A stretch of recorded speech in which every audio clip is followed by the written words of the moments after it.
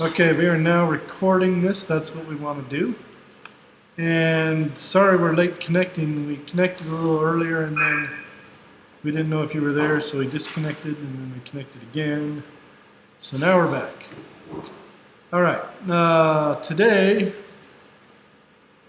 is all about getting homework 3 worked out for any of you who have questions. So just like the last time we did this, it's kind of your show. You need to tell me if you have anything that you want to do, and then we will go ahead and do it.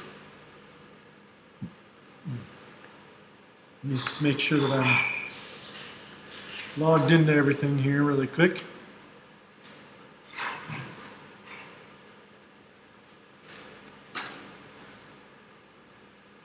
It's like I'm not. All right.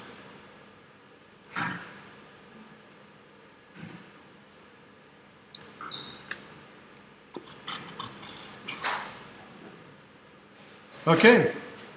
So, who has a question on Chapter 3 homework? Anybody have anything they want to work on? Anything they want to learn better? Anything they want to figure out in class? Question 1. We're going to look at question 1. Okay. So this is the monkey running through the jungle, right? It goes 0.067 kilometers straight to the west, then turns 35.2 degrees toward the north, and then goes 176 meters in a straight line to the direction it was facing.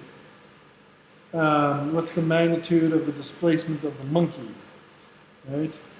And you can do this a couple of different ways. You could do this using the graphical method, or you could do it using the vector method. But what they're going to say is make your own diagram, and then you'll be able to hopefully solve it using the geometry of the situation. So let's make our own geometry. Let's make our own diagram here and see what goes with that. I'm actually going to copy this really quick. See if I can paste it into my. So we're going to copy that, and then we're going to go to our whiteboard. We'll see if I can paste that into my whiteboard.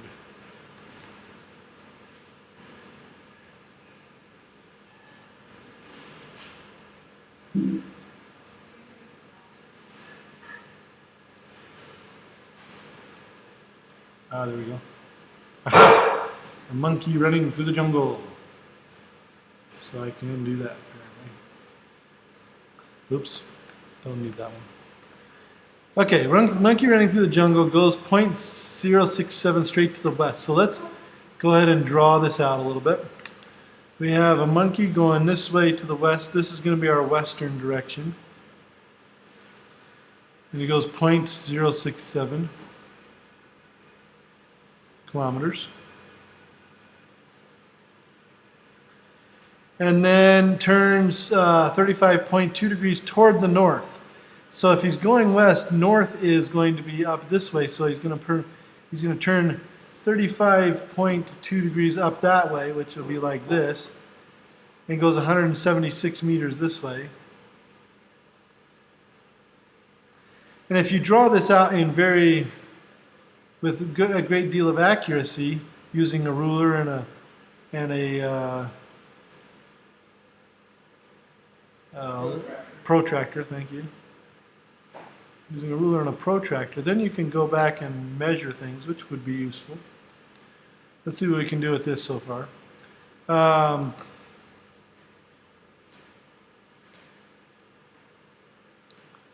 Let's see, straight to the west, then turns 35.2 degrees toward the north, then goes 100 in the direction he's facing. What is the magnitude of the displacement of the monkey? So this is where we're at, right here, right? So there's a couple different ways, like I said. If you draw this picture with an extreme degree of accuracy, and maybe you say that you say that each millimeter is a meter or something like that. You could do that on a big piece of paper. and you use a nice angle, then you could actually just measure the distance from where they started to where they ended, and that would be your displacement. This is our displacement vector that goes from the starting point up to the ending point right there. And that's what they want, is that length. But we could also do this another way, and that is to use Pythagorean's theorem. We have two right triangles. We have the big right triangle on the outside and the small right triangle on the inside. Right?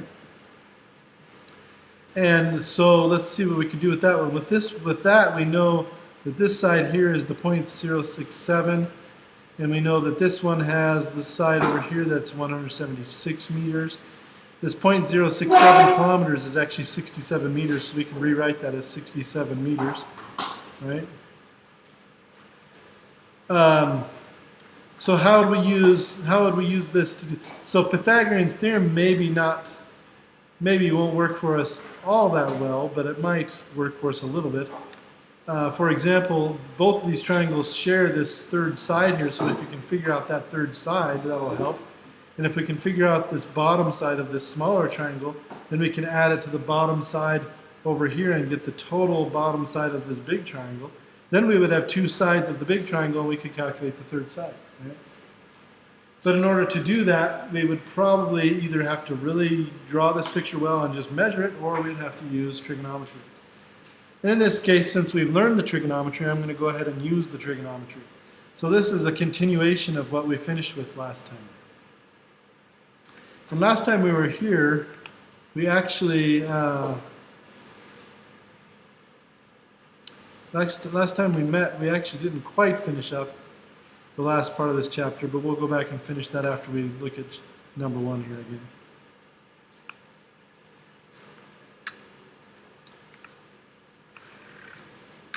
Where'd my whiteboard go? I lost my whiteboard. There it is. Okay. So anyway, we've got our drawing here.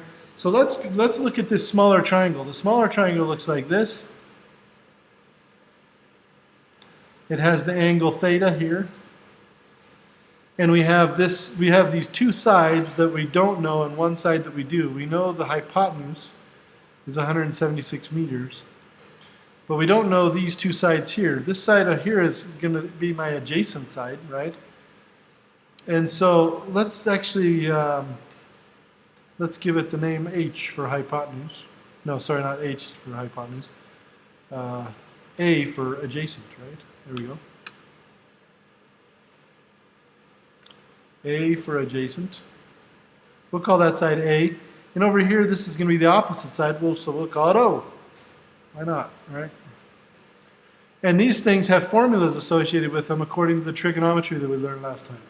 For the side that is adjacent to the angle that we know, what is the formula for that? To calculate this side? Cosine. It's cosine of the angle times what? So it'll be cosine of theta. And we multiply it by one of the other sides. What is it? Hypotenuse. It's the hypotenuse. So if this is equal to the h for the hypotenuse, then we can say that A equals h times cosine theta, right? How about the opposite side? How do we calculate that one? It's going to be h times what of theta? Sine of theta, right? Because it's opposite the angle that we know. So here are our two formulas where we can calculate these two sides. Once we calculate this side, to get A, the length of A, which would be this side up here, right? Then we can add A, this side, to this side over here, 67 meters, and we will have the total length of the bigger triangle on the bottom. We'll have the total base length, right? And that would give us 67 meters plus whatever A is, which will be h times cosine theta. And of course, the height of this triangle is the same as the height of this triangle right here. So this side right here is just h times sine theta.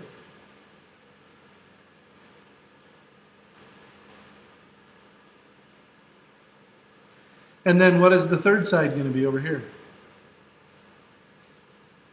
You take this 67 plus h cosine theta and do what to it? For Pythagorean's theorem. Is that computer connected, Packer? Yeah. What do we do to this for Pythagorean's theorem? You square it, right? And then you take this other side and you square it. Those are the two shorter sides of this triangle.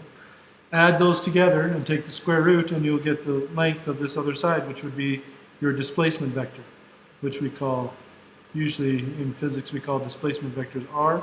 So the magnitude of the displacement vector is equal to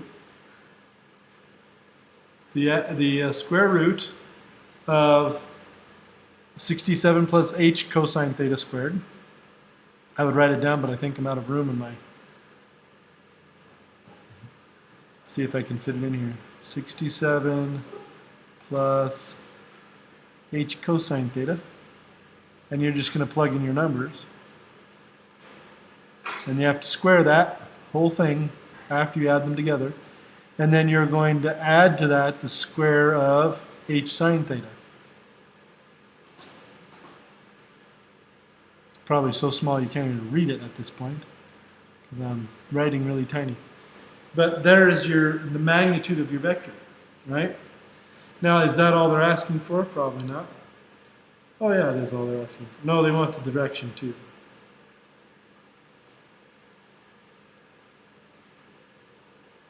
Let's see. So they're asking for north, south, west, east, northwest, northeast, southeast, southwest. So you can just choose which one it is.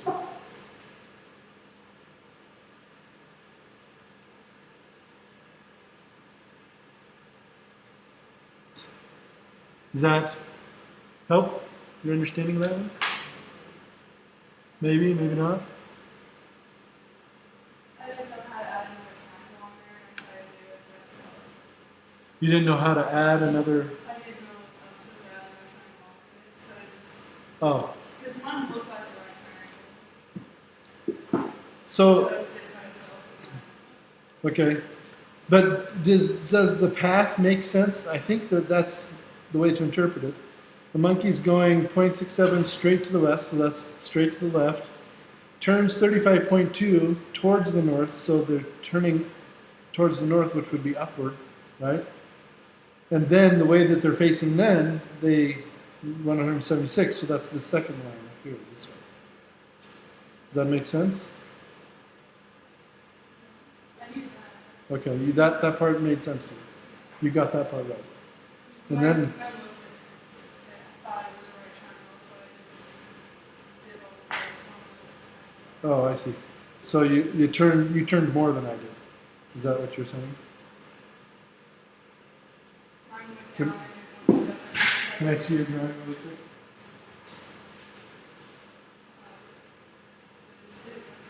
Oh, I see. So you have two different paths starting from the origin. Where's the first path? That runs west?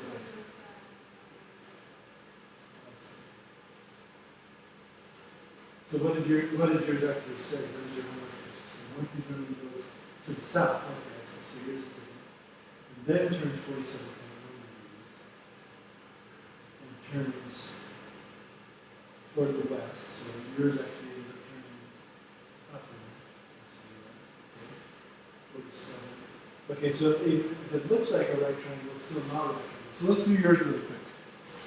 Let's do a different one. Let's do it. We're going to do a different geometry for this problem just because it can get a little confusing if you go a different direction than I went. So let's clear this. Now yours, read to me yours, what it says. It says to go to south first, right? Yeah, it was 0.175. So this is our starting point right here, and south is going to be down, so we go down some distance to the south, right? And then you turn to the west, right? So if you're turning to the west and you're going south to begin with, then west is off this direction, so we're going to turn this way and go, and you're turning 47 degrees, so something like this, right? And your thought was that this made a right triangle the way that you drew it. I'm drawing mine differently, obviously. Not a very good drawing, sorry. But 47 degrees would be halfway between this and this, right? It would be a little bit more than halfway, so that's kind of what it would look like. But regardless of what it looks like, you can never assume that it's, regardless of how your drawing turns out, you can never assume that it's a right triangle, the way that you draw it. And that's why I kind of draw my pictures extreme so that they never look like right triangles unless I know they're right triangles. It's something that you learn as you do drawings in physics. You always draw your triangles to definitely not look like right triangles until you actually know that they are for sure. In this case, we know that we can make some right triangles. So for example, if I make a right triangle right here, if I come out from the south axis at a 90-degree angle and I make that a 90-degree angle, then that is for sure a 90-degree angle and it's for sure a right triangle, right? And if I go from the original point out to the ending point, I don't even know the law. I had it it's going somewhere at 80 degrees,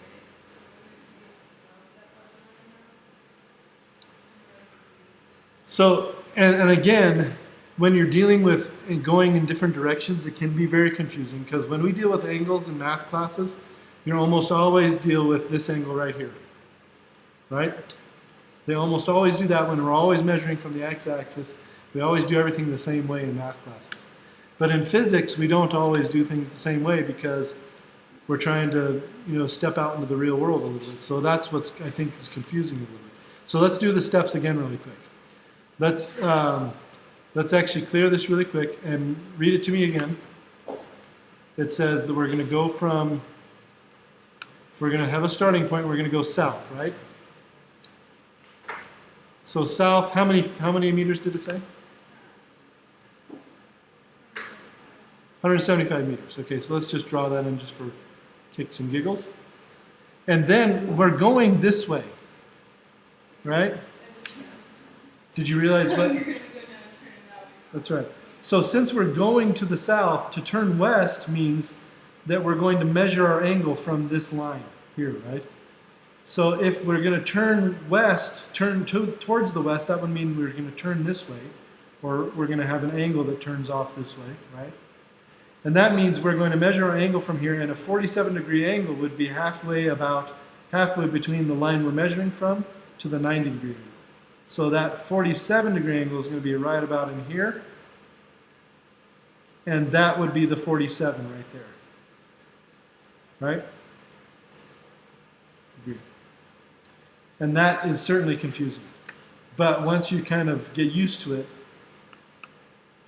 the big trick in physics is always drawing the picture correctly and interpreting the information from the problem correctly. After that, it's just find some equations, rearrange them, and plug in numbers, right? Just kind of turning the crank and cranking out an answer. But in this particular situation, you can make two triangles. You can make this triangle here, because you know the length of this hypotenuse and you know the angle of this triangle here, right? So from the hypotenuse and this angle, you can figure out both the other sides. This side would be your opposite side from the angle that you know, and this side over here would be the adjacent side, right? And then if you draw a bigger triangle from your starting point all the way out to that ending point, the hypotenuse of this one is the thing you're looking for, which is our displacement vector r. We want to know the magnitude of that displacement vector. And the way that we're going to calculate that is we're going to use this opposite side, which we can calculate from the smaller triangle. And we're going to use this long side, we're going to add together the 175 meters and the adjacent side of the smaller triangle to get that other side. And then we square this full side here, and we square this opposite side here, add them together, take the square root. Does that make sense from there on out? Again, the hardest part is setting up these problems, without a doubt. And it takes time to get used to setting these problems up, for sure. And we can go through and set up every problem in this homework assignment if you want to. That's perfectly fine with me. But setting them up is the challenge. Anybody else have any other questions on this one, problem one? I have questions on the other ones, not on. Okay, so the questions for this one we got taken care of. I'm going to go ahead and close out of the whiteboard really quick and go back to our book. let's make sure that we covered everything we wanted to in chapter 3. The last section was the section that I just burned through really quickly, so I want to make sure that we understand it in full.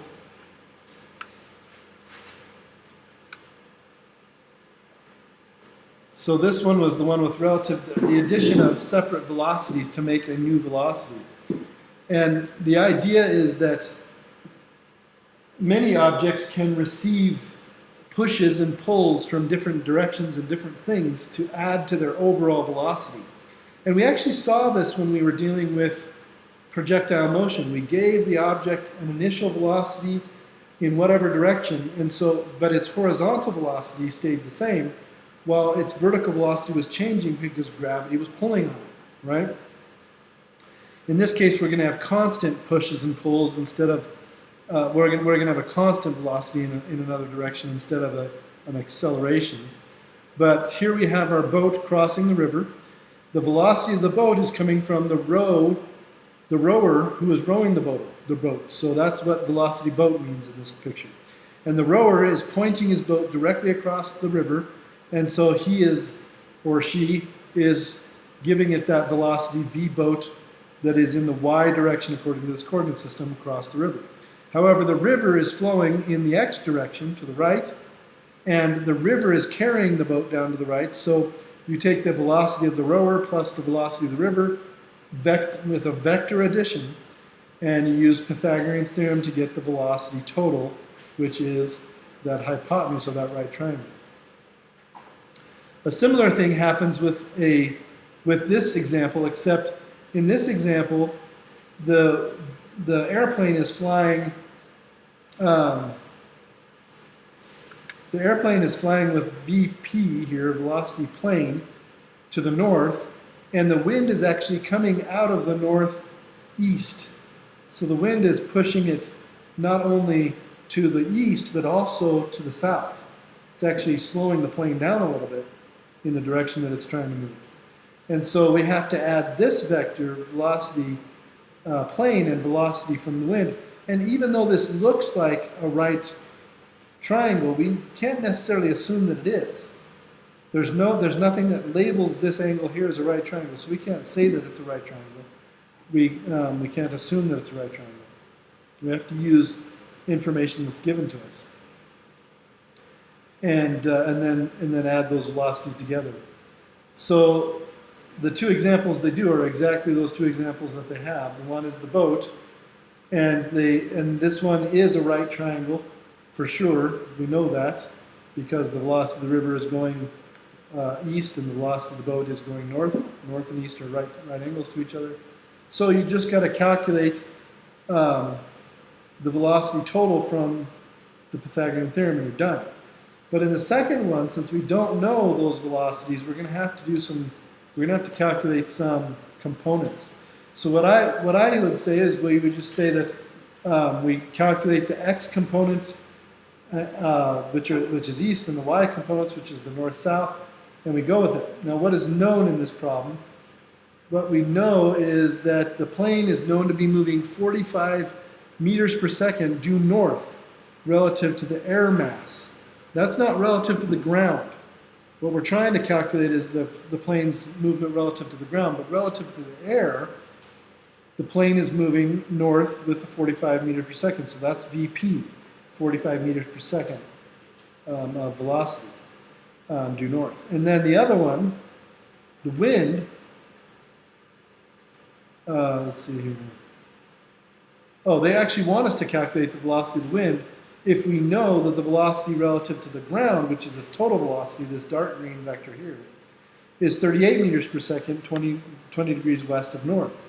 So now we know that 20 degrees, we've got this 20 degrees west of north angle. That means this angle is 70. This other angle from the x-axis is 110, just information for your possible use. We're going to calculate now the velocities, the components of each of these velocities. The velocity of the plane only has a y component because it's only moving north. That's the velocity of the plane relative to the wind. So it's only moving north, so it has no x velocity and only a y velocity, the VPY, velocity plane in the y direction, is just equal to VP as far as their magnitudes are concerned, and their directions also, actually. Then that means that we need to calculate now the velocity of the plane, or velocity of the wind in the x direction. The velocity of the wind in the x direction is going to be equal to the velocity of the wind, which is also going to be equal to the velocity total in the x direction. So we've got to consider that. But anyway, but we have to multiply by the cosine of the angle. Why the cosine? Well, in the x direction, we're using this angle here, this 110, and the side that we're dealing with is this side. Let's see, is that right? I don't like that they didn't redraw the triangles. I'm going to actually go ahead and redraw the triangles. Usually I don't like to go off of that angle and just the original thing, so we'll go off, we'll redraw our triangles here really quick. So the triangle that we're interested in is the velocity of the wind triangle. It's the one up here. It goes downward at this angle theta. Let me get my whiteboard up here again.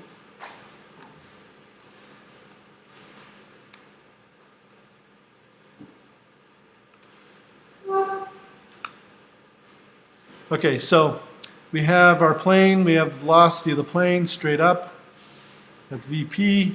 We have the velocity total of the plane this way, that's V total. And we have the velocity of the wind, which is this way, which is in between the velocity wind right there, right? And supposedly, in the end, we should be able to add the velocity of the plane and the velocity of the wind to get the velocity total. So that's some of the vector math that we have that we can work with. So I'm going to write that down. Velocity total as a vector equals velocity plane as a vector plus velocity wind as a vector. And that has implications. The two implications that has are these. The first implication is that the velocity total in the x direction, magnitude, is equal to the velocity of the plane in the x direction plus the velocity of the wind in the x direction. In other words, when you calculate all those components of each of those vectors, you can add up the x components and they will equal the total x direction velocity, right? And the same thing goes for the y direction. Velocity total in the y direction is equal to velocity of the plane in the y direction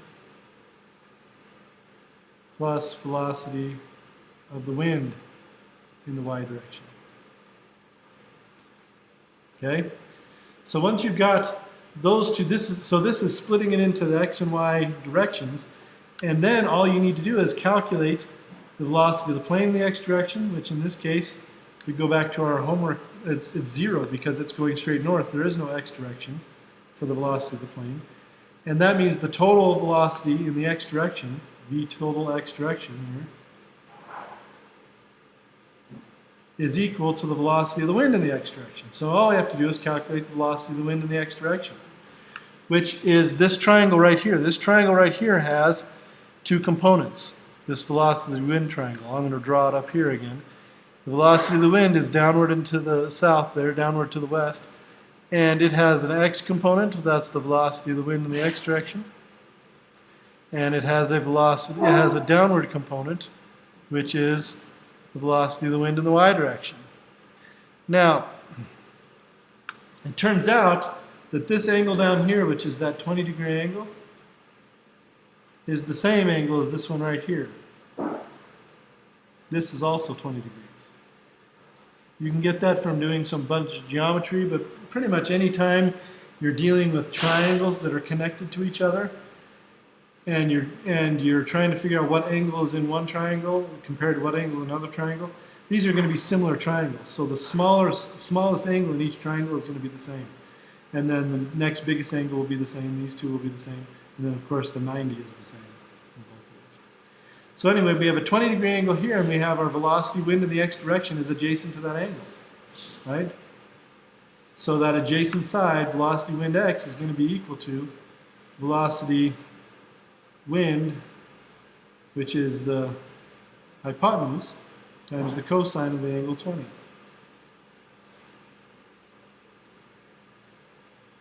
And then in VTY, it's a little bit more complicated. So I'm actually going to erase that really quick, put it underneath.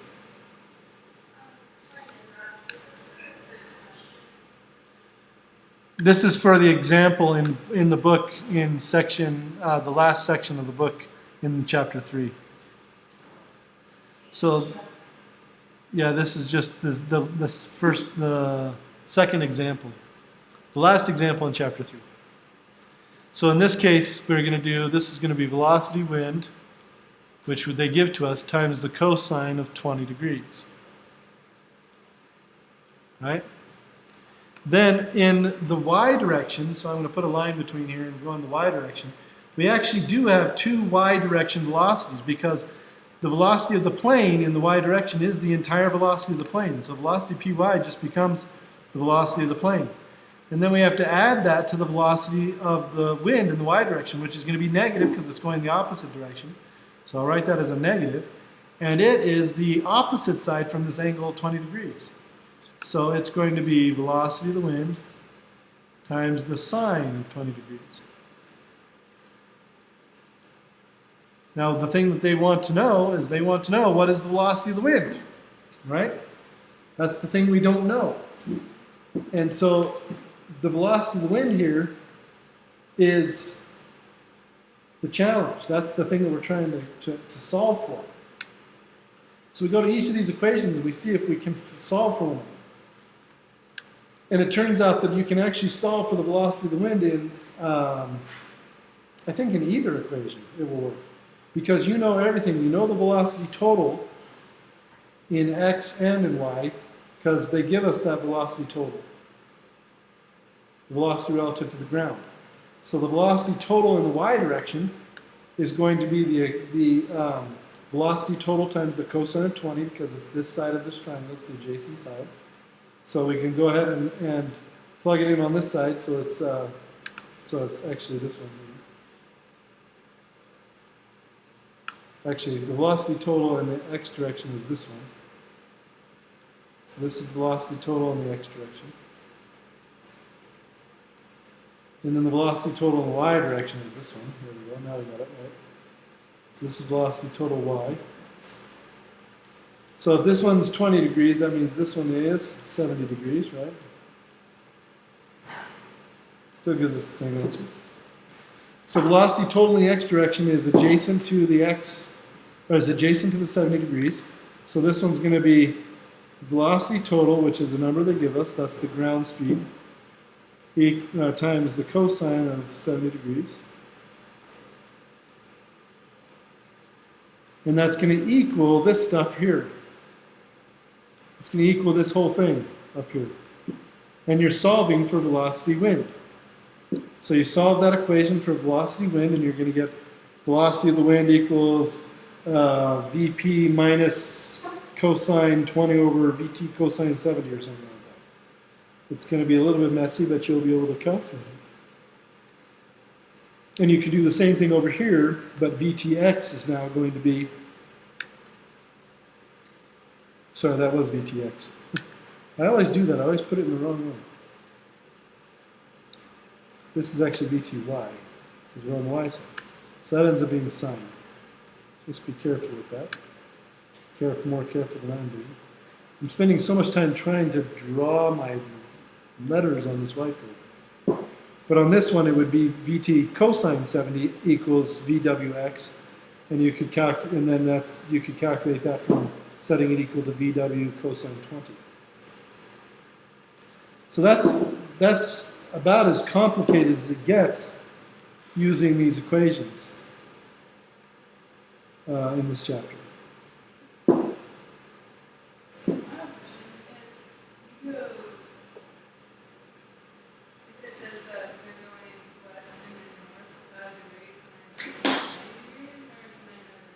Yeah, if they say that they're going directly west and then directly north, then the angle between those two paths is definitely 90 degrees. Right? But if they say that they turn a certain amount and then head in that direction, then you have to assume that they're going off in that direction, somewhere between north and west, or south and east, or whatever else. So let's do some more examples from the book and see what we can learn as we're doing that.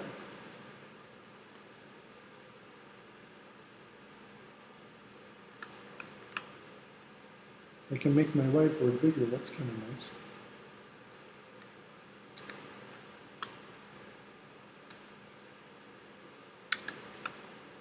New share.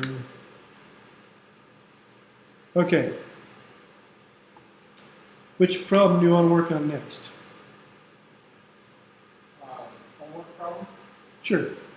It can be a homework problem or anything from the book or whatever else. Okay, it sounds really stupid. Number 2, let's see if you see it, because I don't know what I did wrong. Okay, again, this is setting up, drawing a picture, right? So here we have a man starting at the origin, walking 6 meters east. Then he turns and walks 3 meters north. We want to graph a line represent the resultant displacement of the man from the origin. 6 meters east, we start from the origin and we go 6 meters east. What's that going to look like? And we assume that, like, going up on the y-axis is north, right? Yep. Okay. So you just draw 6 meters east on the x-axis, so 6 meters to the right.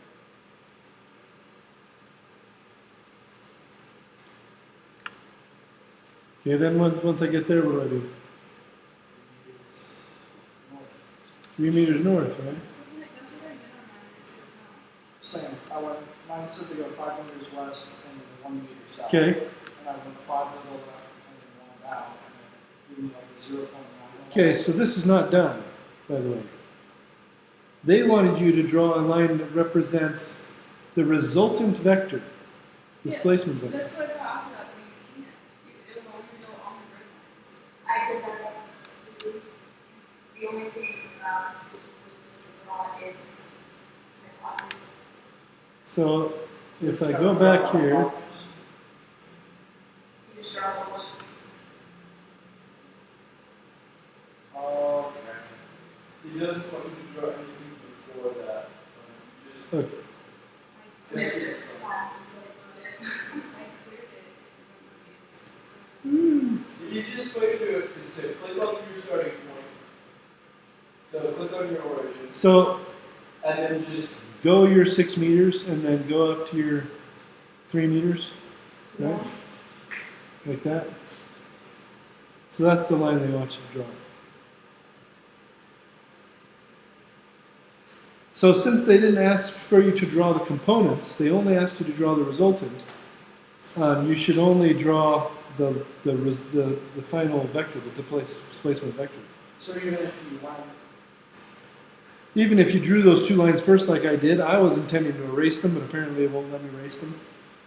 So you just have to, so if you drew those 2 first, just to get an idea, then you'd have to erase them to finish drawing. So there are my components right there. Then I clear them if I need to do this right, and I go up here. I go from 1, I go from 0, 0 to 6, 3, right? And here, click that. Hopefully, gives me the right it answer. still gave me the same score.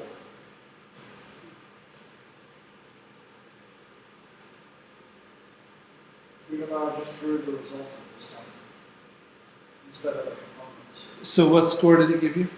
0.9 out of 1. Okay, so it didn't give you the same score. No, it did give me the same score. But that, The first time I drew the components, and it gave you a 0.9? yeah, and then the second time I just drew the result and it gave me 0.9.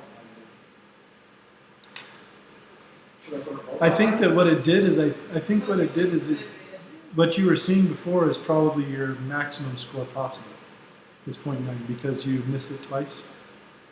And it took off 0.5 or 0.05 each time. Took off 5% each time. I thought it took out 3. I don't know. Does it take off 3 or 5?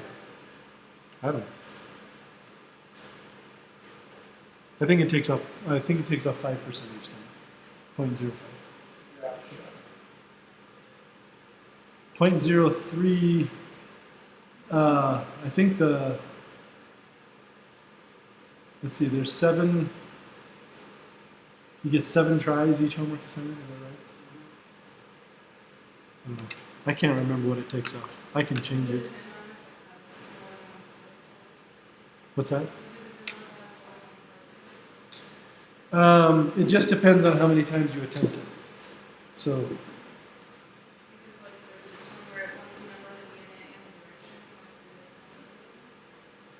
did it, for the one that had 2 parts, unit and direction, did it take off differently? Is that what you're saying? I don't know, I can take a look at it. I don't really know exactly how they calculate it, so I'd have to look at it more closely here. Let me take a look at the settings for that.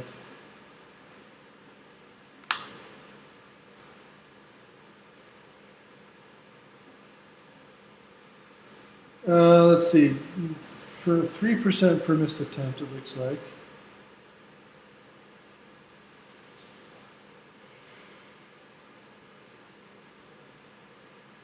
So it looks like it only takes off 3%. But it only is going to show, it only shows you 0.9 because it doesn't show you a 0.91, for example. No, just 0.9. So it may just be that did you have 3 attempts on it? No, I've had 2. You've had 2 missed attempts? Well, yeah, 2 missed attempts. I'd have to look at that and see how that calculates because I don't know how it does it. If you had 2 missed attempts, you would have 0.94, so it would still show you 0.9 because it only shows you to 1 digit. So Okay. maybe I should change the number of points per problem so you can see the more digits. 10 points per problem or something. Comes out the same. It keeps track of that percentage still, so you're still getting 0.94. It just won't show it on your homework. It'll come out in the calculations. So that's probably what's going on. We look at number 4 as well. Number 4. Yeah. We have problems just like it in chapter 2 homework, but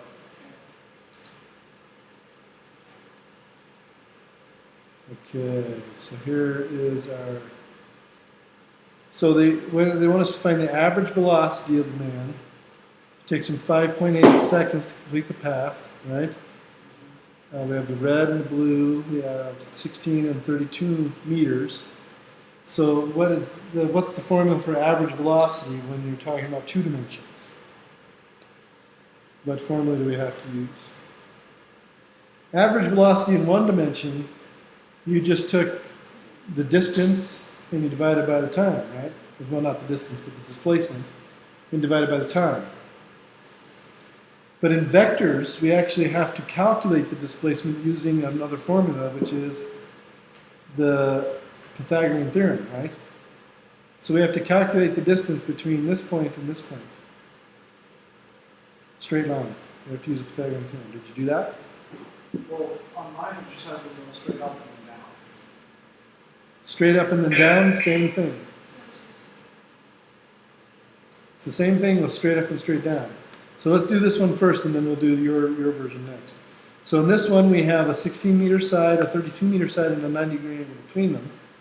So we can use Pythagorean's theorem to calculate, we only need to use it once, to calculate the distance between our starting point and our ending point. And that would be our displacement vector magnitude. Then we take that displacement vector magnitude and divide it by the 5.8 seconds, and would give us a value of whatever it is, right? And then we would choose a direction. The direction is going to be downward to the left, so we would choose this direction, right?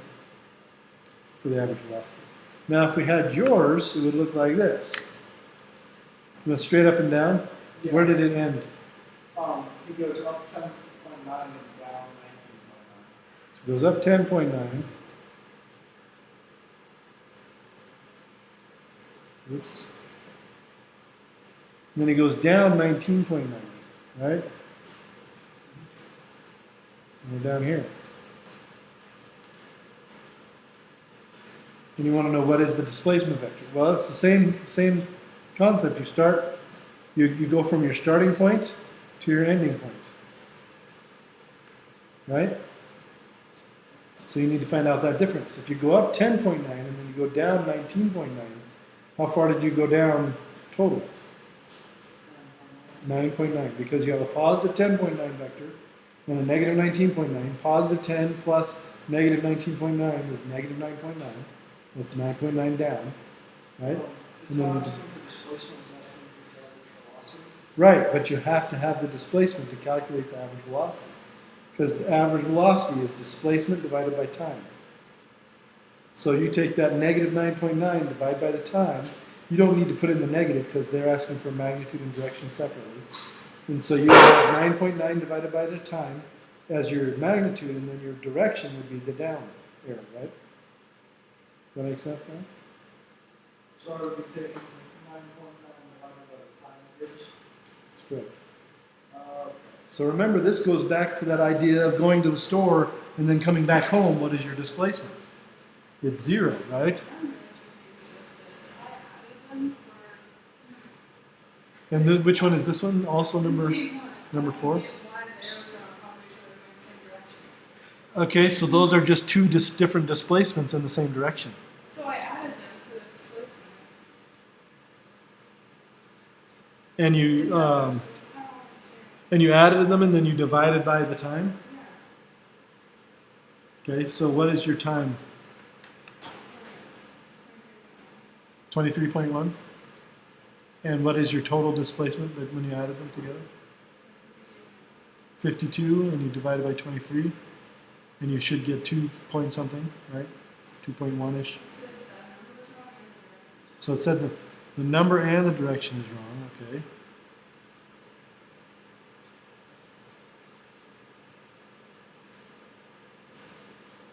Oh, did you get it wrong when you put in yours answer just now? Okay. It actually does want direction. So send me an email and tell me to give you that point back. Because I have the direction and the unit wrong, it's just, it says I'm getting the number wrong. right, because it does care about the negative because it's a vector up here. So Gotcha. so they definitely want the negative sign there. So And it's the same with you, because yours is pointing to the left, they want a negative sign in there, I'm guessing. Your direction is not to the left?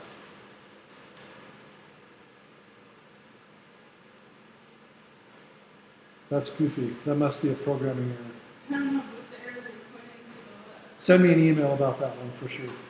Sorry about that. Like I said, you guys are the guinea pigs. I apologize for the pain in the neck, but we will get it worked out, I promise. Anybody else have a problem with problem number 4?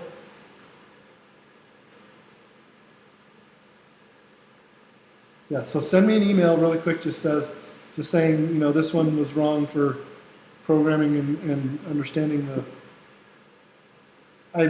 One of the things that I'm going to do to change all of these is I'm going to include in each one of them a coordinate system and remind students that the sign is necessary. You need to have the sign in there because I think they're assuming every time that the students know that right is X and up is Y and all that, but they're not saying it. And we should be saying it. So. I thought before you said it has a direction, it only did. Yeah, but I think that they're assuming that students are doing it. That's from this problem. Did it come out right when you put it in the next time with the negative? Did you try it with the negative? Try it with the negative. These are all bugs that have to be worked out when you're first working out a homework system. So. But just know I will be very generous in my grading. Okay, so that's probably a programming error. Just tell me, I think there's a programming error in this, or I think I got this right, and just send me an email, because I can see all of your attempts, and I can figure out what's wrong with the problem. Did it give it right to you when you put the negative in? Can you give it a shot? Yeah, give it a shot. Put a negative in, you said? Yeah. Nope. Okay. Yeah, just send me an email, and I'll go in and check that problem. We'll figure it out. Can we look at number 8? You want to look at number 8? Uh, Okay. Ah, the classic. What's that? Oh, just in problem it says message instructor about this problem. Just click right on that. Okay, so on part A for I set up the diagram. You're saying, on part A, it takes this many seconds for the ball to get from the field to the catcher. What was the magnitude of the velocity of the ball in X right before the catcher gets the ball? The magnitude of the velocity of the ball in X, right? Okay. So, do we need to know the height at which the catcher is catching it, the height at which it's received, or no? Let me read this really quick to make sure I'm understanding it here. So the ball leaves the outfielder's hand at a height of 2.25 meters. Thrown from the outfield to home plate. So since they're throwing it to home plate, we're going to assume that's at 0 height. Right? Okay, yeah. So it's going from 2.25 meters down to 0 height, and it's going to be a projectile. It's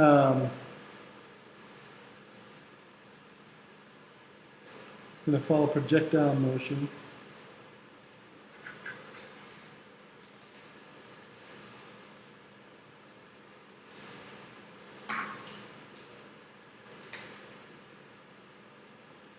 And again, this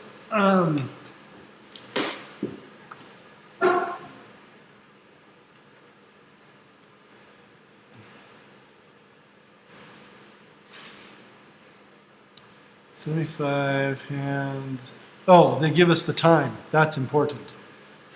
They give us the time in part A, 1.84 seconds for the ball to get from the fielder to the catcher. And that's going to actually help us to figure out a lot of things. Because that tells us whether the ball was thrown down, whether it was thrown horizontally, or whether it was thrown up. Because that all affects the time. So we're going to have to assume that the ball is thrown at some angle. We can't assume that it's thrown flat, because that makes it too easy.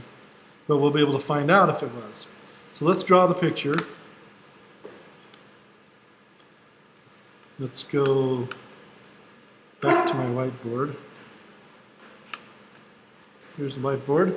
Okay. Well, that was the whiteboard. Where's the whiteboard? There's the whiteboard. Okay. Get that out of the way. Let's clear this up. Let's make this bigger. Okay.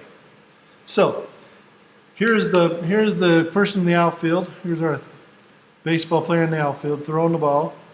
Right? He throws the ball, and that's the ball just as it leaves his hand. And when we get down here to home plate, right?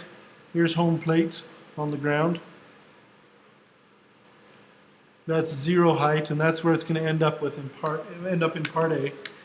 We have to assume that this initial velocity has some angle. So here, this is my velocity vector. It's a terrible vector. Let's draw another one. Here's my velocity vector, v, and it has some angle with respect to the horizontal, some angle theta, call that theta. And that means it has some horizontal velocity that is v sub x, and some vertical velocity that's v sub y, which we don't know any of these things yet. And then the ball travels in its motion, and it gets all the way down to the ground, and it has a final velocity of v, which I'm going to draw in here as a vector, v final. And that has an x component here, v final in the x direction. And it also has a v final in the y direction, downward.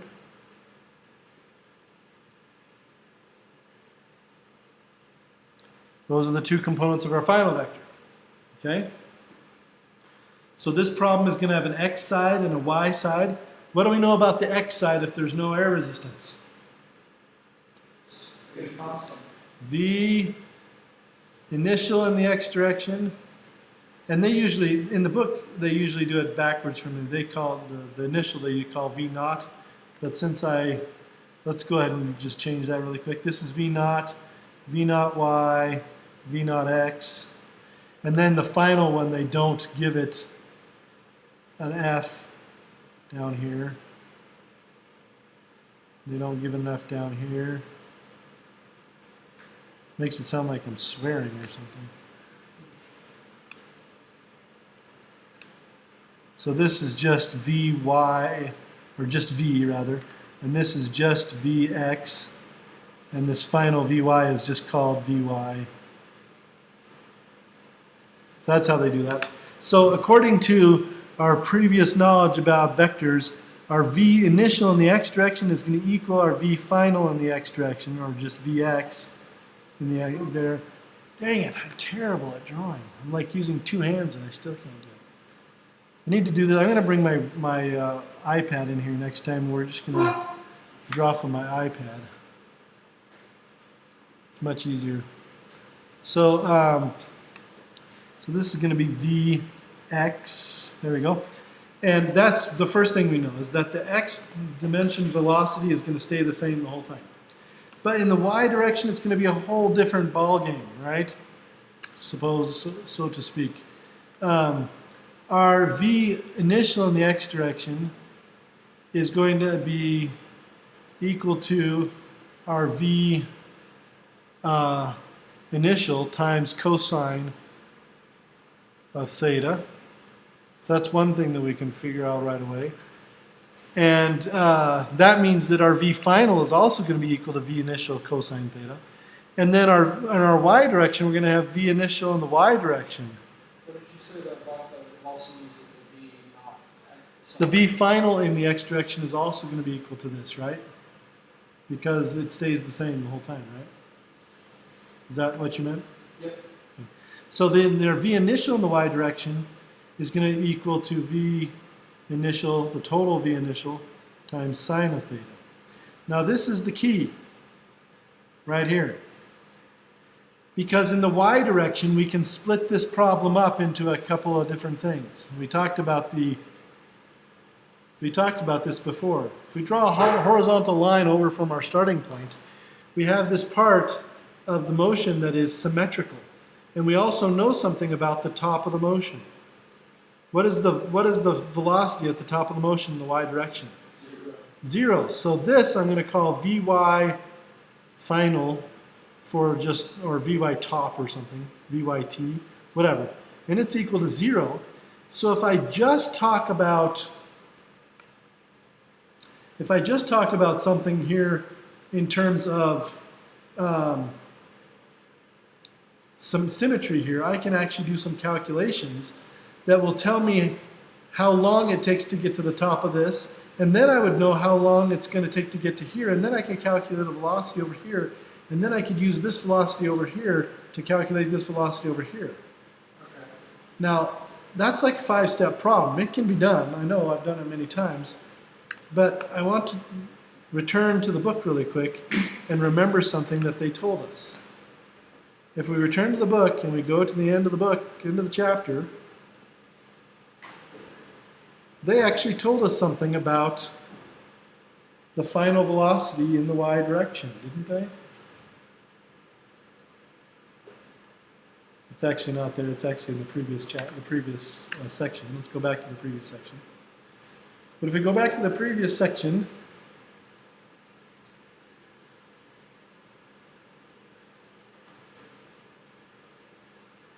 come on. Here we go.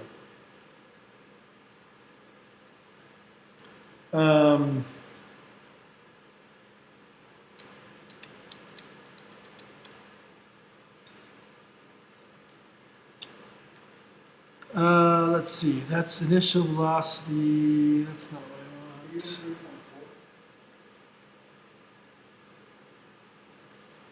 I think it was in this section, we did the final velocity. No. The range is for, let's, maximum height.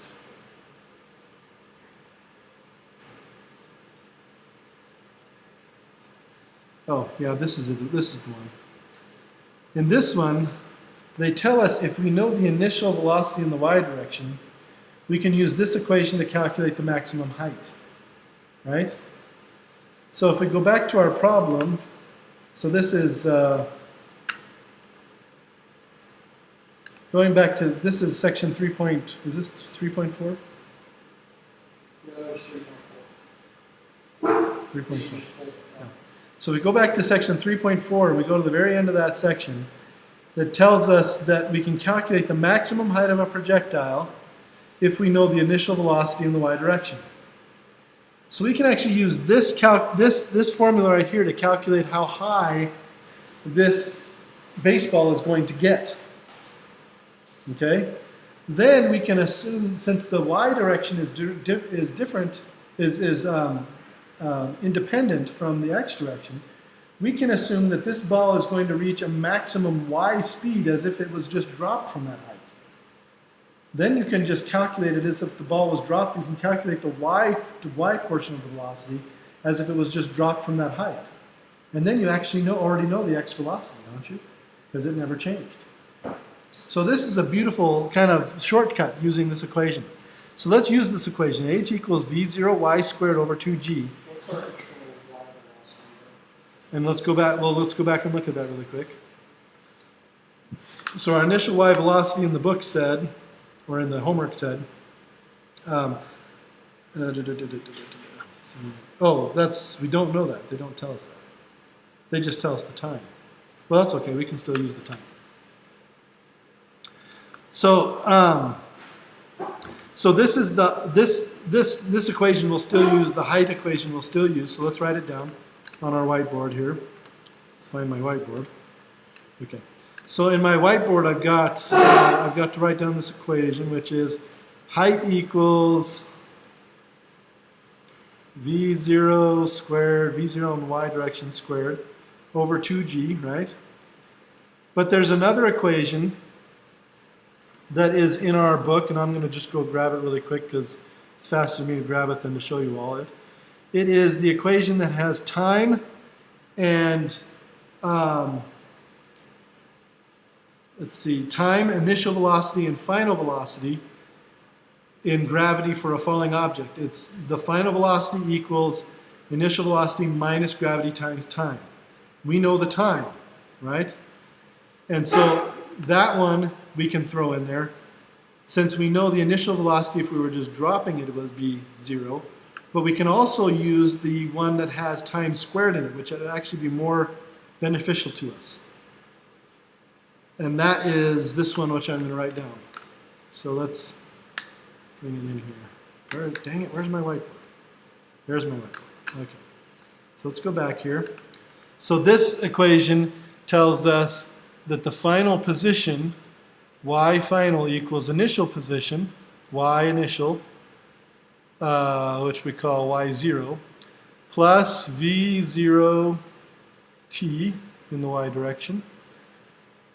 And then they do the minus 1/2 gt squared here, right?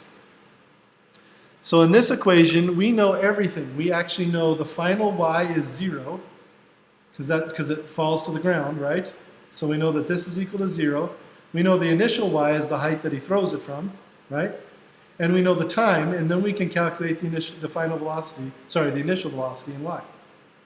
Then we can plug that into here, right, to calculate the height, if we want to know the height. Did they want to know the height? Doesn't matter. But anyway, we've calculated the initial velocity using that equation now, right? Because we know time, don't we know time? Yeah, we know time. We know the time, it's in the air, so we can plug in the time here and here. We know g is 9.8. And we know the final position of the ball is 0, and the initial position of the ball was the 2.5 meters or whatever. 2.0 meters, whatever he throws it from. And then you can calculate the initial velocity in the y direction. Now that goes in here. Let's get rid of this. This one is going to go into this equation right here for v naught y. And we know the angle. Do we know the angle? No, we don't know the angle. We don't know the angle. We don't know the angle. But we can plug it into this equation, and we can plug it also into this equation, and then we have two equations and one unknown, and two unknowns. And then we can use those equations to calculate the unknowns. Do you want to know how to do that? It's kind of tricky. Have I lost you guys in all of this? A little bit? Okay. Let's go from step one, because we've drawn a lot of pictures. Step one was to draw the picture. Sorry, go ahead.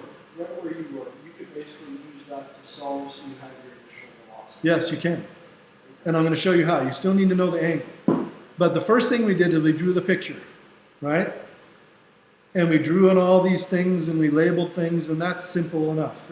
Well, it's a little bit complicated, but we drew the picture, and we have this angle that we don't know, and we have these velocities we don't know, which confuses the heck out of us. But what do we know? We do know the time. The time is equal to 2 point something, or whatever seconds it was. We know that. And we also know the height at which he threw the ball from, the original height of the ball, which is the original y. So we know y0. Those are our two things that we know. And it seems like not much, but in the y direction, it's a lot. Because in this equation, if we know the original y and the final y, which was 0 at the plate, and we know the time and gravitational constant, we can calculate the velocity initially in the y direction. So we used that equation to calculate the velocity initial in the y direction.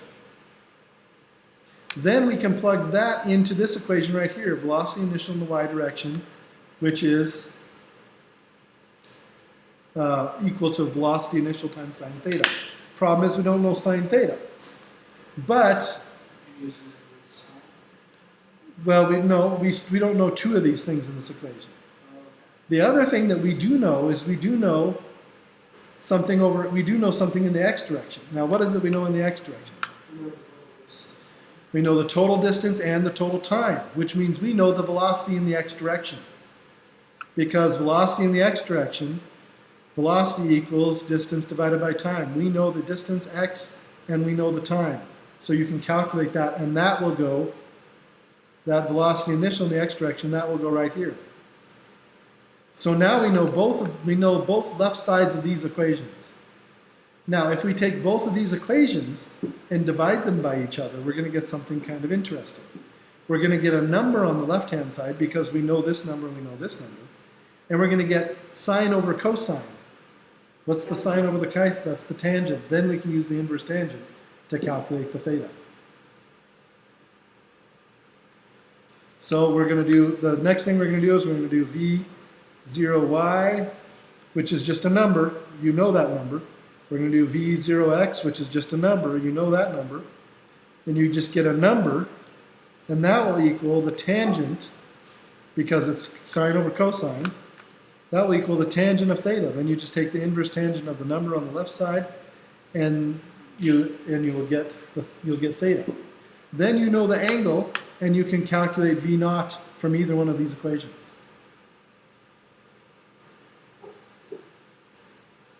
This is exactly what all of this chapter is about.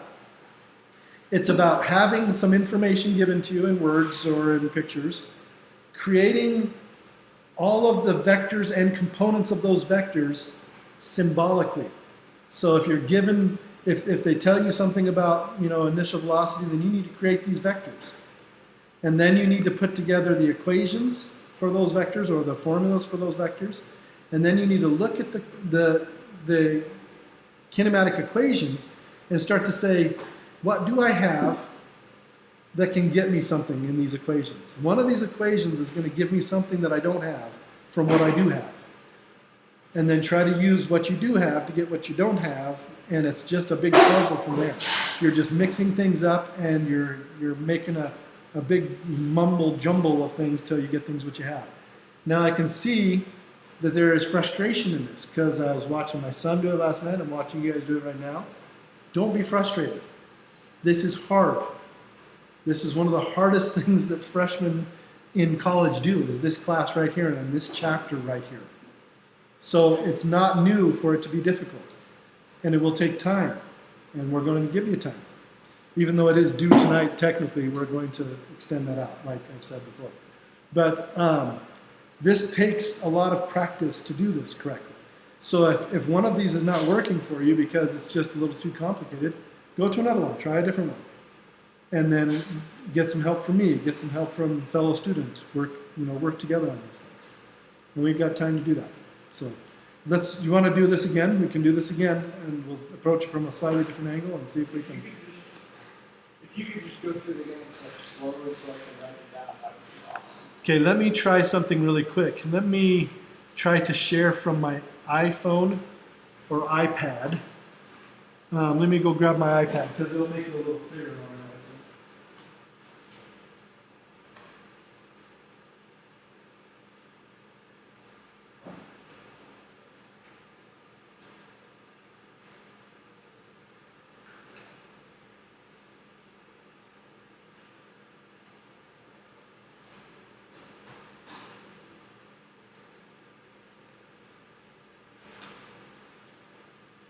Okay, let's. Oh, it's not going to let me connect in here. Why is that? Yeah, let's not mess with it. Okay. We're gonna go through this. One of the things that I found is very useful is to explain a problem multiple times from multiple viewpoints. And so, because one viewpoint may work for some people, may not work for another. I'm going to close these little windows to get them out of my way so we have more room here. I don't necessarily need a different viewpoint, I just need to go through that one slower so I can keep up and write stuff down. Okay? So I'll remember it. And remember, we are recording this, so you can always watch it again as well. What happened to my tools here? Did you say the V naught Y was 0 to? No, the V naught Y is from him throwing it. So he throws it and gives it a little thing. When we were talking about dropping the ball, the V naught Y was 0, but we're talking about throwing the ball at this point. So I was trying to like do that equation that would find the Y naught. the height equation, this one. With this equation takes into account the entire movement of the ball. This one was only taking into account, well, actually this one takes into account everything as well, as long as you have this correct. But so of course this one, you have to have this original V naught, right, which we didn't have. So we went to this equation instead. And that's the way you do these problems. You just look for equations that have what you need from what you have. What we had is we had the original height of the ball because we knew where he threw it from. Yeah. So Y naught is the original height. Y is the final height, which was 0 at the plate, right? And then Okay, so you plug the height and get the naught? that's right. So the height here, the ending height, which is Y, is 0. That's this 0 right here. The beginning height was whatever it gives you in the problem, 2 meters or something like that. And then the original velocity is what we're looking for, and we have time and gravity. So we just plugged everything in, right? So let's go through it. Let's actually go through it again, because I think that would all benefit from that. How do I erase this? Let's just close it. We'll open it again. Then I'll have my tools. Okay. So let's clear this. And let's take a look at, this is actually a really good one for all of this because it covers so much stuff in one little problem, one big problem. Can you make it full screen? Yes. Okay. These things are so annoying. Okay. So we have our baseball player. I'm going to try to make my drawing a little smaller. It's harder to draw smaller. Here's my baseball player throwing the ball. And that original velocity, right after it leaves his hand, has this vector associated with it that we're going to call the velocity vector v, right? It has two components, and these are things you should draw right away. It has a vx component, and that's initial, so we're going to call that v0x. And it has a vy component. It has an upward movement to it, which we're going to call v0y, right? So those are the two components of this total v vector of him throwing the ball upward and outward. Later on, the ball lands over here, follows this little path, and it lands at his feet. And at his feet, we have y final equals 0. And we should probably write in the original height of the ball, which was given to us at about 2 meters. So y initial, y0, y naught is 0, or y naught is 2 meters or whatever it is. I'll put 2 meters just for argument's sake. But this y0 is, it's landing at home plate, so it's landing at y equals 0 at the end. But at the end, it also has a velocity. So we draw in a vector here, a velocity vector as it hits the plate. And that velocity vector, we're going to call v final, or just v. This one over here was v initial, so it's v and v naught. So this one is just v, and it also has two components. And they're the vx component for the ending, and the vy, which is pointing down now because it's going downward. Those two, right? Vx, that doesn't look like an x. Now it does. And vy, pointing down and to the right for our final v vector. Now if we go to our equations, we see lots of equations that include some of these things that we need to know. One of the things that they want to know in this problem is, well, they either want to know what is the ball, what velocity is the ball thrown with, or what does it end with. But either way, we can figure those things out from what we have, because one of the things they give us is the time. They say that the time is equal to some number of seconds. Let's say it's like 2 seconds. I don't know exactly what it is, but they tell us the time, so that's a known to us. That's something that we know. We know original y, we know final y, but they also tell us the total distance in the x direction. So the x, which is the final landing point, they tell us that. That's, I don't know what it is, 100 meters or something. But they tell us that, that's known. So we're looking for equations that will give us things that we don't know from things that we know. One of the things that we need to know in the end is the final velocity in the x direction, or the original velocity in the x direction. They're the same thing. And we can get that from two things that we know. The distance and the time, because it doesn't change its velocity in the x direction. It just keeps going the same speed, same velocity in the x direction the whole time. So that's one of the things that we can calculate. And let's come over here to the x side and calculate that really quick. So the x initial velocity is calculated by taking our x final minus our x initial. Taking our total x distance, there we go, divided by our total time. So that's x minus x naught, where x naught is 0, divided by time. And that gives us our velocity in the x direction initially and finally, because it doesn't change, right? So that gives us this one. We know this one now. Our initial velocity in the x direction, we know our final velocity in the x direction, just from the information they've already given us. Very simple. Okay, what's up behind Done. that right next to you? X minus what? X naught, the original position. So our original position was x equals 0. Our final position is x equals 100 meters. So you take the 100 meters, divide it by the time. Right? So that's just the definition of velocity in the x direction. In the y direction, it's a little different because it goes up, it turns around, it comes back. There's acceleration in the y direction. So we have to use one of our kinematic equations in the y direction. So we come over here to think about the y direction. What equation can tell us something about the y direction velocity if we know the time and we know the acceleration? That's this one. This equation here, y final equals y initial plus the initial velocity in the y direction, which is what we want. We want to know the initial velocity in the y direction, times time, So this is the thing we want to know. Minus 1/2 g times t squared. So this equation will tell us this number if we know everything else in the equation. Do we know everything else? The final in the y direction, it's going to be at the ground, so we're going to call that 0. The initial height in the y direction is the 2 meters, so we know that one.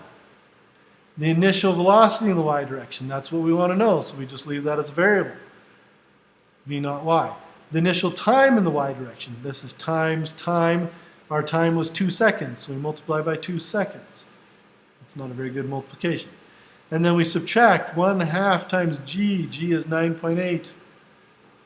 9.8 meters per second squared.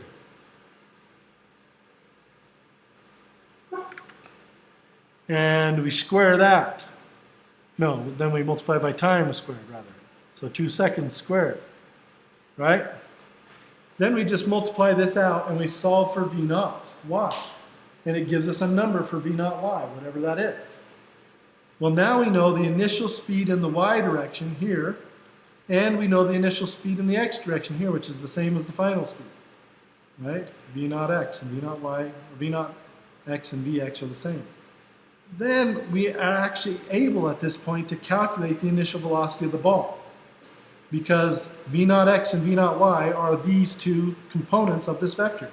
We can add them together using Pythagorean theorem to get the overall velocity. We can use the tangent to calculate the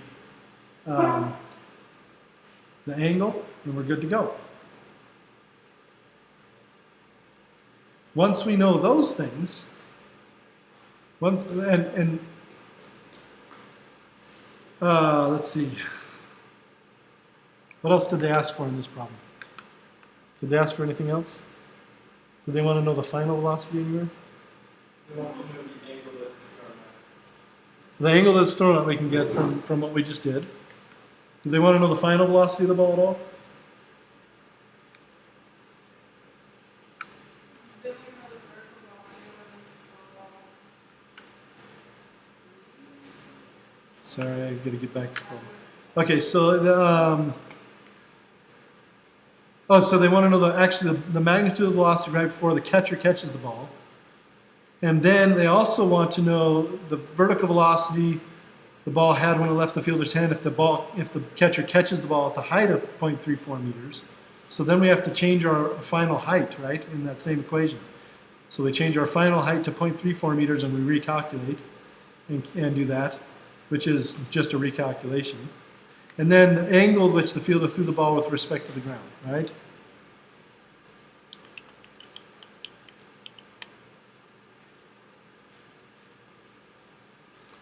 So this one, the first one we calculate just from using the x and the t, right? No big deal. So this first one is the first part we did in x. Let me show you that on the whiteboard. Dang it. We share whiteboard. There we go. So this is part A right here. We did part A, right? This is part B, but in their part B, they want us to change the y. So we just come back here and we erase the y at 0, so it's not landing at the plate anymore. And we just change it to the height that they tell us that it lands at. Because we can choose any height that we want now that we've got the formula written out. They want it to land at 0.34 meters. We just put in 3.34 meters and we calculate a new V0y. And that's part B, I believe, that's the complete part of part B. Let's see if it's true.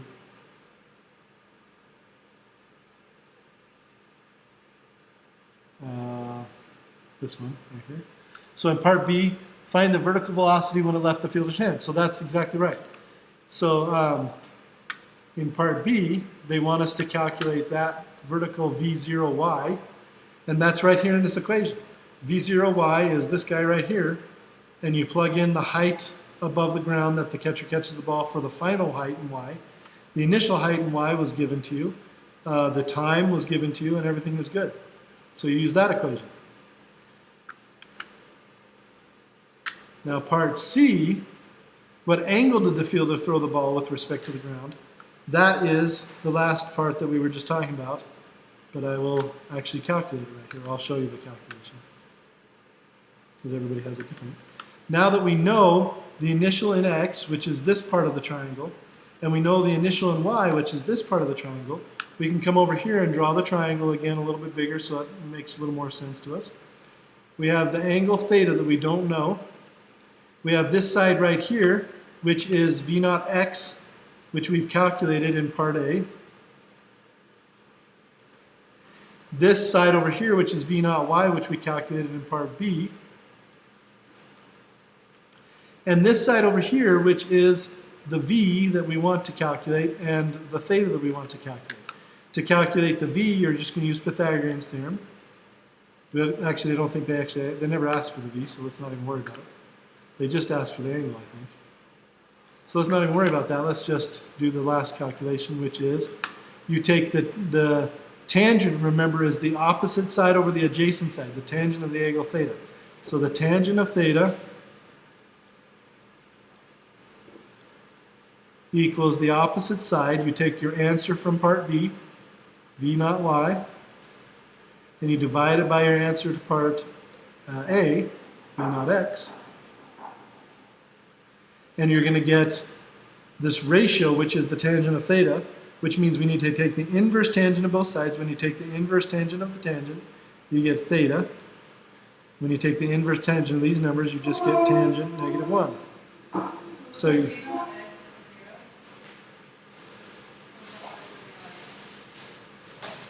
I'm sorry? The v naught x is the initial velocity in the x direction, but it's also the final velocity in the x direction. So that's the one where you take the total distance that the ball flies, right here, x minus x naught, the total distance it flies divided by time.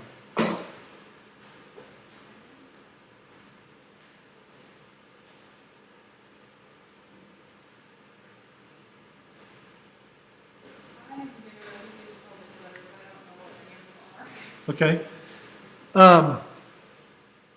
Again, don't be too frustrated by that, because it takes time to get used to doing math symbolically. It's something they should teach you in algebra, but they unfortunately do not teach you in algebra. And what they teach you in algebra is this number has a value that you're going to plug in, or this number has a value that you're going to solve for. But they should be teaching you how to do math without numbers at all. You should be just doing math with no numbers ever. And unfortunately, high schools have reverted to arithmetic. So when you take algebra in high school, you're taking arithmetic, which is essentially what you learned in 5th grade, which is unfortunate, but it's true. What they should teach you is how to do math without ever having a number in there, because the math is the same. You just have to get used to not having numbers. So what I've done up here is I've shown you a formula, and then we've solved that formula, right? I just don't remember what the x is supposed to be, what the x naught is supposed to be. So x is always a position, a final position, right? X naught is always the original position. X at 0, that's why they have the little 0 there, that's the x naught. So that's your original position. I'm going to, yep, What's the abbreviation for degrees? on the computer. Yeah, because like for part C, it says at what angle did the field throw the ball with respect to the ground, so I have a number, but I'll put it for you. I just typed out degrees the word. Yeah, type out degrees. So, sorry, let me answer your question first. So x is final position, x naught is original position. Same with y and y naught. Y naught is original position, y is final position. In the y direction, in up and down.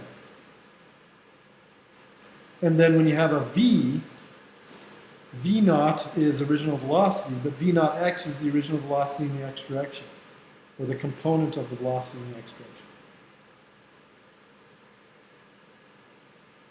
And the same with y. V naught y is the original velocity in the y direction. I just don't know what my numbers for that like that. Okay, so what numbers did they tell us? They actually told us a position, an original position. So original position is 0. That's usually what we call original position is 0. But our final position was the distance that it went in the x direction. So v naught x is 0. Vx is that distance horizontally that the ball flew. In what does it tell you in your problem, how far it flew?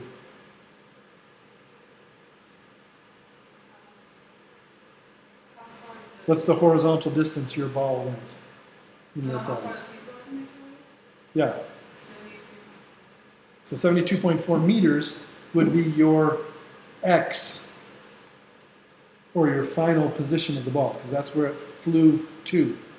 It's 76 meters from its original position, right? And sorting it out is hard. It is the hardest part of this. Is So figuring. many things I knew before, and then all this new stuff, I completely forgot what that was. Yeah, and it's totally normal. You get all the way through this problem, you have all these formulas in your head and on your paper, and then you're like, what the heck was the problem? And so this is a very important lesson. You always have to go back and read the problem over again to figure out what it is not only what it is you're trying to solve for, but what it is they've told you, right? It can be very confusing.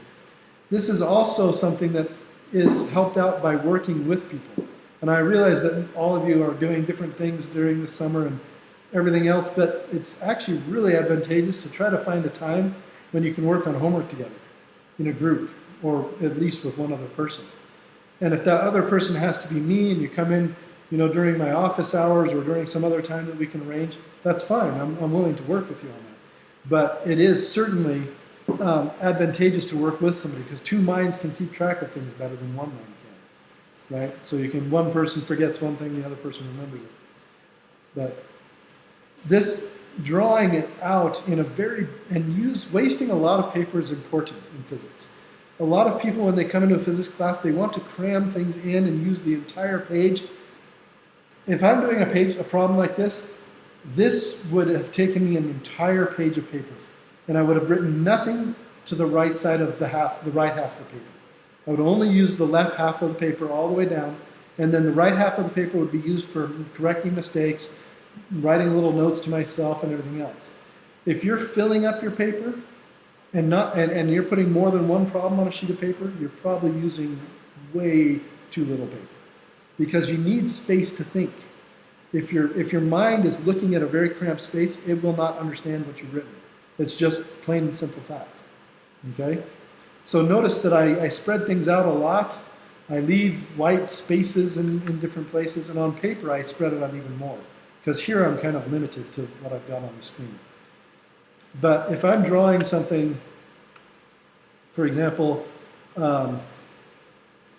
if this is my piece of paper that I'm doing my homework on, if this is the sheet of paper like this, I will draw a picture here, some kind of picture or whatever my thing is, with some vectors on it, whatever else, and then I'll make a list of the things that I know. I'll make a list of the things I don't know, but this will stay blank the whole time. And then I'll draw my formulas down here, my mathematical formulas, I'll write them out, and then I'll start solving my formulas. Maybe I'll have split down here x formulas and y formulas, because it's 2 dimensions. And I'll do all my formulas, my math here, my math here, my math here, and maybe go to a second page, and I will never fill this. Over here I'll have at least a third of the paper just blank, because when I make a mistake, I need to come back here and fix it. I don't want to erase. Erasing is a pain in the butt, takes time, effort, and it just wastes rubber. Why do it? And then I just come over here and I say, this is a mistake, I'm going to fix it over here. This is a mistake, I'm going to fix it over here. And it saves time and effort and everything else. But waste paper. Paper is a commodity, but it's also a crop. We just grow more trees and we cut them down and we make more paper. So it's not a problem. So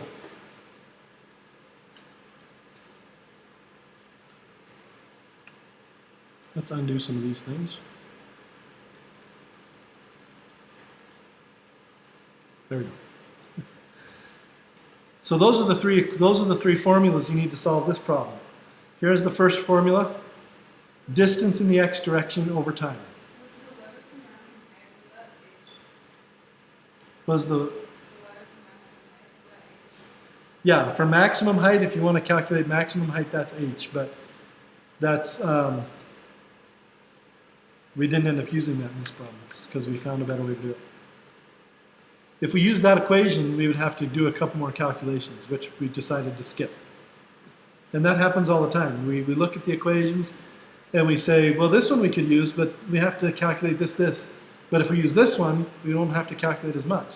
And that's what we found out with this second equation. It looks uglier to start with, but we actually had more numbers for this equation, so we went ahead and used it. So this is part A right here, this box right here. You take your distance in the x direction, divide it by the time, and you get the velocity in the x direction. For part B, this is the equation you use.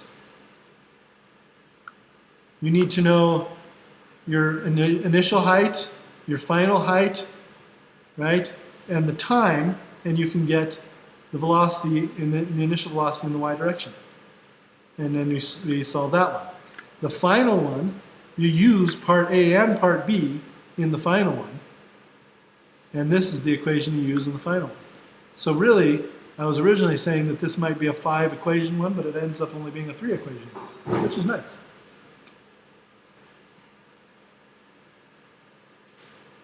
Yes? Can I just show you my working sequence? So I was following along and working kind of at the same time. Same problem? Yeah, same. The Yeah. catching one. So where I put boxes on, that's just where I input, have my calculator remember numbers. That way Yep. I didn't have to go through the process of finding them. Okay, so go through all that to get the no. As far as calculations are concerned, I found the initial x velocity. okay, your initial x velocity, Yep. 15.989, I think it's a 7. 15 point, It's supposed to be a 7. What's I just which one? have to- I have to do that.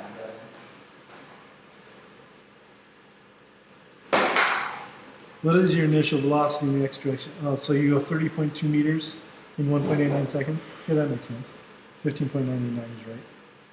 And then, I think it is a 7 now. So that's what I have in.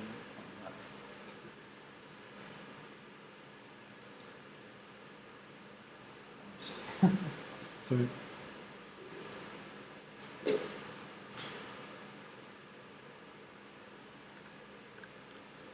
So I didn't need to use this. Use 7 when we use that for the formula. I didn't do that. I'm sorry, Cassidy, sorry, go ahead.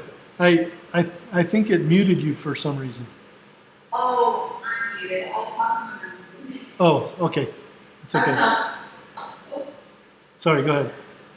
I was. This is just difficult for me. Oh, it is difficult for sure.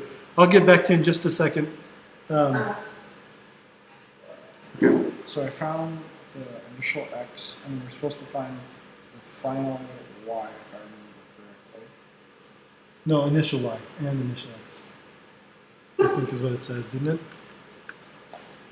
Let's go check that. When it left the fielder's hand. Yeah, you want to know initial x and initial y. So, Oh no, we needed a final x. but the final x and the initial x are the same, Oh yeah, yeah. so that doesn't matter. And then we have the initial y, and I think I got that one. Because I just using that formula, Yeah. plugging everything in there, Yeah. and then I got that. Yeah. And then for the angle, you just do tangent. Yep, of just theta. tangent. Didn't understand. You're cool. good.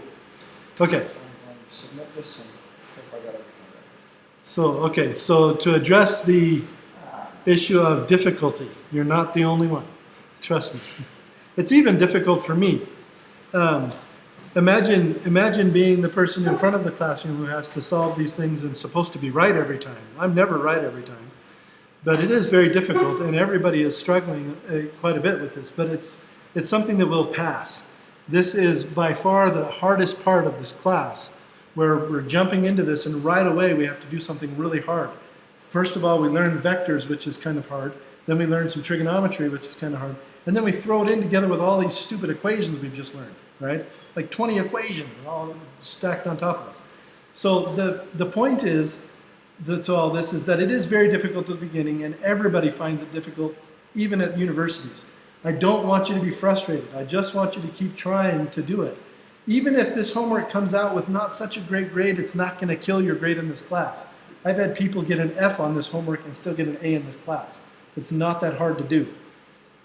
Okay? It's not what I want you to do. I'd like you to do as well as you can on the homework. But it's more important to learn through doing than it is to get the exact answer every time. Okay? So learning through doing is more important. So the videos that we make for class are important to watch again and to try to go through the steps. The videos that they have on YouTube there are good to go through. And also just working through the problems either with me or on your own or with another student, also very helpful. So and I'm willing to work with you over over Zoom or whatever else anytime that you want. Just need to email me and we can make a time. But it is something that is hard for everybody, and it does get better. I promise. We're gonna struggle, we're gonna sweat, and we're gonna go through some pain here for the first couple of weeks here of this class, and then things are going to start to click for you first of all, and you're not going to have so much frustration as you did at the beginning of these things, and that does happen. Everybody that sticks it out, it always happens for them. It doesn't frustrate forever, and then the actual material gets easier. We actually go into some parts of this class that are just easier, particularly things like thermodynamics. Thermodynamics are easy compared. They're just a cakewalk compared to this stuff. They give you a formula and you just plug numbers in, and that's it. You don't have to rearrange it. You don't have to use other formulas. You don't have to have vectors or anything else. It's just super easy. And by the time you're at the end of the class, you're like, what was I worried about at the beginning? This stuff is easy. So don't get too frustrated. I really want you to succeed and to get this class cranked out since you all need it for your future. The other good news is that most of you will never do it again after this class. Only the engineers will do it again. So if you're in engineering, you'll do it forever. But if you're not in engineering, you're going to be done with it after this class. So mostly what this is giving you is it's giving you an exposure to problem solving and physics in general. I cannot tell you how many future doctors I have taught this class to who took it in their last semester because they were so afraid of it. And doctors who are supposedly these smart people struggled in this. They struggled in this chapter and beat their head against it and failed in some cases because it's so hard, but eventually pulled through and passed the class. So don't get too frustrated. We're here to help. Thank you. Did you have any specific questions at all from your end? No, I think my frustration is from doing it yet. And so then remember things and Yeah. so I just kind of time to go through all And- so to get And time is a big issue here because it's not uncommon in this class to spend more than 10 hours a week on homework. It is just not uncommon. 20 hours is even pretty common. So time is a big issue and you have to really put in a lot of time. And it doesn't last just like everything else. That doesn't last. That is usually during this chapter and the next chapter, and then it starts to drop off pretty dramatically. You start to not have nearly so much time involved. Once we get into chapter 5 and 6 in those chapters, it really just drops off and becomes quite a bit easier. Yes, sir. Okay, we have a request to look at 15. Let's go to 15 and look at a new problem. Ah, yes. This is a classic. Everybody hates this problem. You know it's a classic when everybody hates it. And we did discover there was a little problem with this. As you go down into this, there's an overlap of the word shortest. How did we fix that last night, Papa? I submitted it with the last one not done and then just corrected it. Yeah, so if you answer all these and then submit it, then it somehow gives you an option to click on this last one, but it doesn't always. It reformats the page. Yeah, it's kind of goofy. So if you lose a point on that for not submitting it with that last box answered, just send me an email again, and I'll answer all these emails and give you those points. But I think I've got about 10 emails so far today. But this is actually another exercise in understanding how projectile motion works. Remember that the vertical and the horizontal velocities are independent from each other. And so how far a cannonball flies really depends on how fast it leaves the cannon, how high it is above the ground, because that's going to determine how long it's in the air, right? And that's really it. And it would be the angle of the cannon, but the angle of all these cannons is the same, right? So higher cannon and higher velocity both will give you a further distance, right? And they want you to, oh crap, there we go. And they want you to rank them from farthest to shortest distances, right?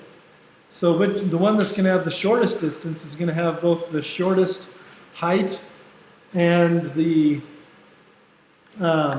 lowest velocity. But there's a couple of them that are mixed up, right? This one has this bottom left corner for me has the lowest velocity, but it doesn't have the lowest height. This one has the lowest height, right? So I have to decide, is the one with 17 meters per second at 16.299 meters going to be in the air longer than the one for 10 meters per second at 74.53 meters? Now, what did I say so far? What things affect how long the cannonball is in the air? I can't even remember what I just said. Just the height of your height. Well, no, the angle, right? The angle of the cannon matters. If the angle is not horizontal, the velocity of the ball matters, right? But I didn't say it that way, did I? They're all being shot horizontally. Yeah. So the velocity of the ball matters only if you fire it at an angle, but all these are shot horizontally. So the only thing that matters is the height of the ball, right? So we're good.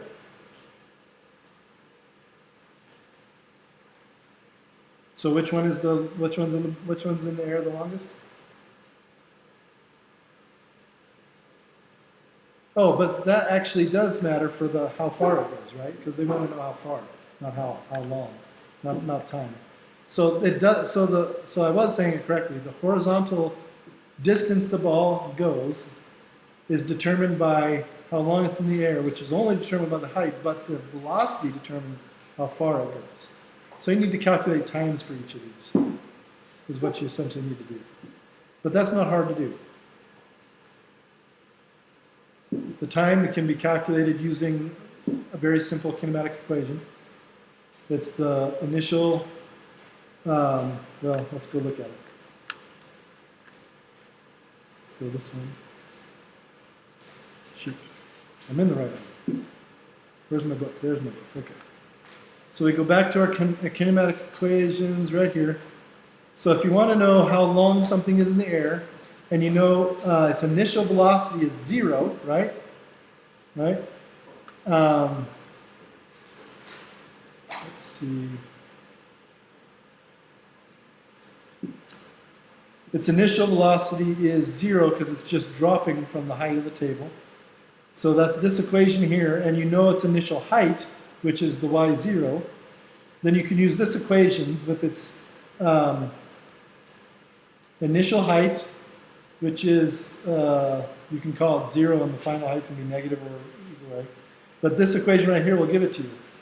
And I thought we solved that equation at one point, because it's going to give you t equals square root of 2 times g times height, or something like that.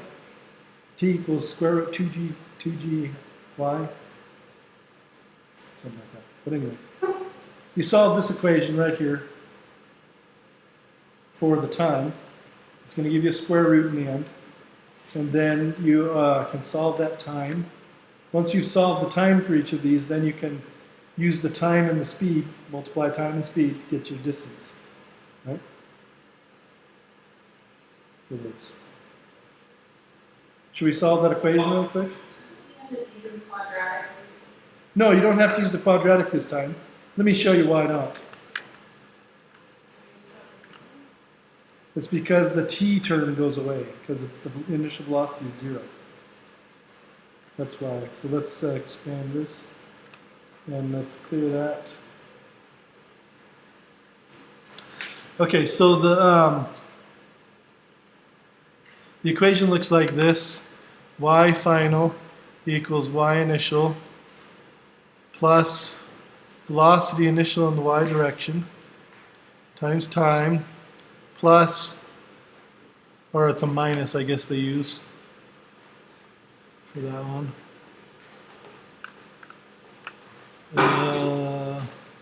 Well, minus 1/2 g times t squared. Now, for the cannonball that's coming off the cliff or whatever, right? Its initial velocity in the y direction is what? It's starting with a 0 velocity in the y direction. It's not falling at all when it comes out the cannon, right? It starts to fall after it comes out of the cannon, but right as it comes out of the cannon, it's not falling yet. It's just kind of suspended there. So this right here is 0. That means this whole term goes to 0 right here, right? And if we say that the bottom of the cliff is y equals 0, that's our final y, and our initial at the top of the cliff, y naught, is the height of the cliff, right? So that's the thing that goes in right here. The height of the cliff goes into this number, and this one becomes 0, right? So in the end, your equation looks like 0 equals y naught plus 0 minus 1/2 gt squared. This is supposed to be squared. So, velocity going forward doesn't affect the equation. Yeah, the velocity initially is 0 because it falls from a 0, it's falling from a 0 velocity in the y direction, right? So it becomes 0, and your equation can be solved. Just, it ends up being, let's see, we're solving for time, right? So it ends up being y naught on this side, y naught minus 1/2 gt squared on the right side equals 0. Right? And we can go ahead and multiply everything by 2, and we get 0 on the left side still, and we get 2y naught. And we get minus 1/2 times 2 is just 1, so we get minus gt squared. Right? And then if we divide everything by g, then we get 0 equals 2y naught divided by g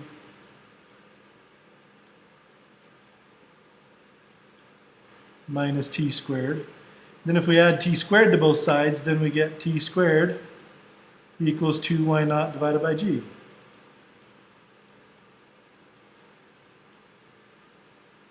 Then if you take the square root of both sides, then you get t equals square root of 2y naught over g. Oops.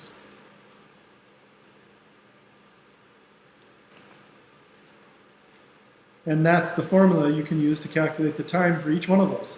You take 2 times the height of the cliff, divide by 9.8, take the square root, and that will give you the time for that cliff. And you go to the next cliff, and then the next cliff, and then you multiply those t's times the velocities, and it'll give you the distances that they fly, and then you can arrange them by order. Yes, sir. So apparently, the homework decided I was done and graded the whole thing. Oh. Most of my problems like the zeros. Nice. Let's go fix that. Is the homework due at this time? It should be. It says 11 Yeah, that shouldn't be the case. That's goofy. Let's go to Firefox really quick here and fix that. Let's go here. So the reason the velocity of y is 0 inertia to gravity. That's right. If I understand you correctly, because it's a little choppy, but The velocity in the y direction starts at 0 when it first comes out of the cannon because it's shot horizontally. The cannon doesn't give it any up or down velocity. But as soon as it's out of the cannon, gravity starts to pull on it, and it starts to get some velocity until it hits the ground, right? So let's make this... 5:30.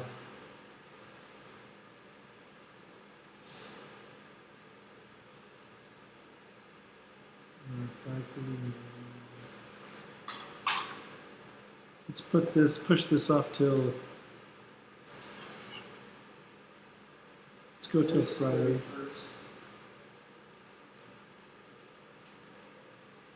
This is the Friday we want, right there, right? There you go. Save changes.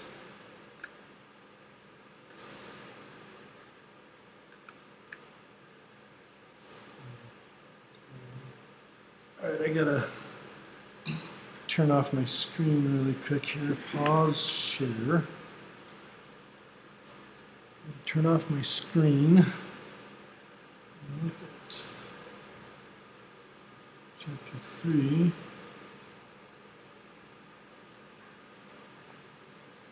Can you get back in your homework yet, Cole? I can read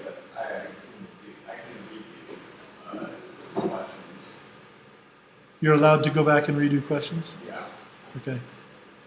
So it just, what it probably did is it submitted the whole assignment at once? Yeah. That's weird. I didn't even know it had that option. Yeah, I'll fix it. Just send me an email like normal and I'll fix it somehow. I've never had this many glitches in my open math. This really is a beta class. What's that? So once you find the time, then you can calculate the distance that each cannonball will go by multiplying their velocities in the x direction by the time. And then you'll know which one goes the shortest distance, which one goes the furthest distance.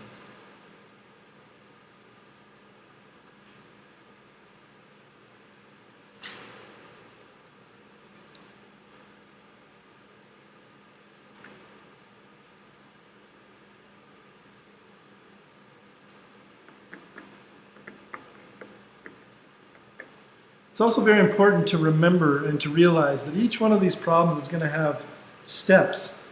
And you need to avoid the temptation and resist the temptation to skip steps.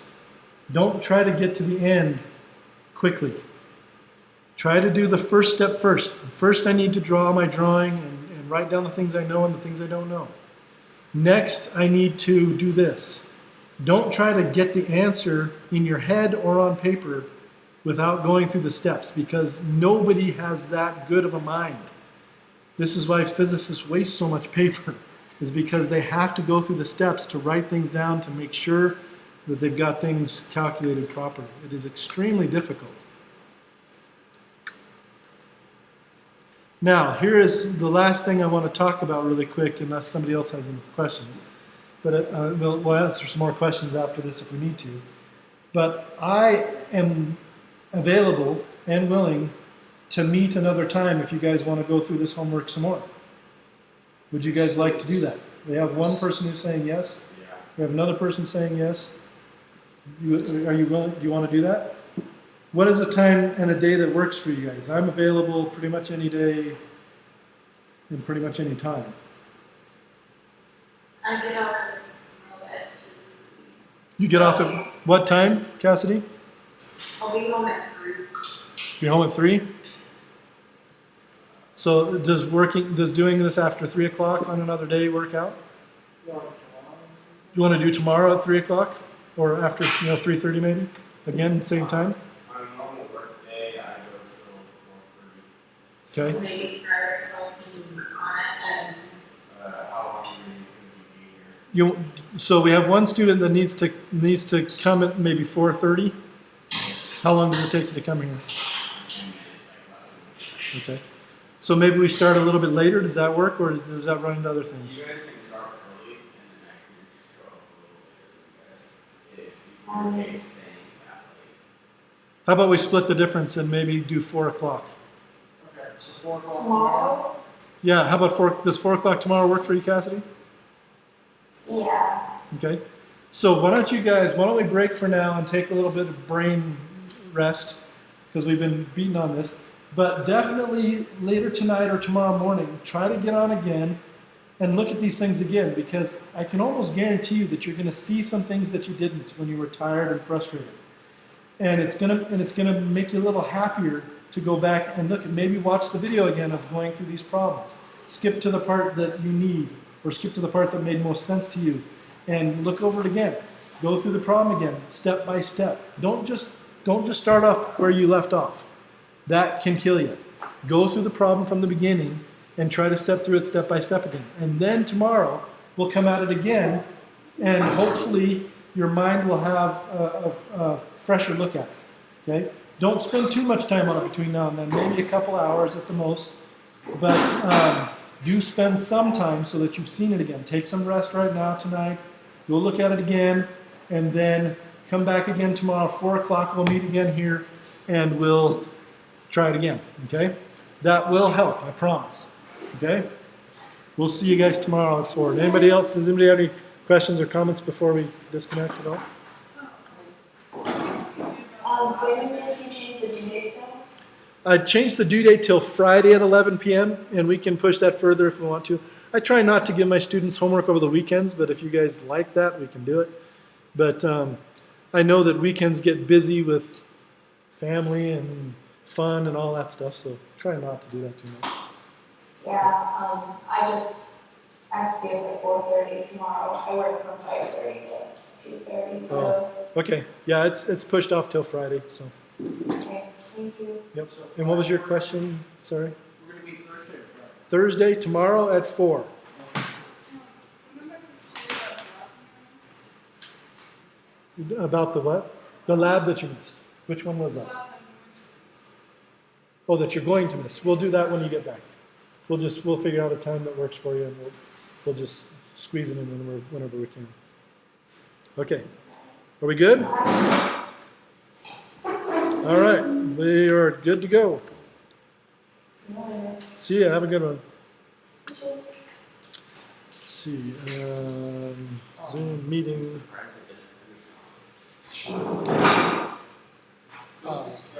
Stop. How do I stop the meeting? I always forget how to do that. I think if you go back, like your bar, oh, down at the bottom, the bar at the bottom, stop video, I think. Stop share. Share. End meeting. There we go. End meeting for all. There we go. Okay. So what's your question? Hey, hold on just a second. Packer, I need to ride. You might need to ride home. Yeah. There's two things. Yep. One, I'm gonna be gone on Monday because I'm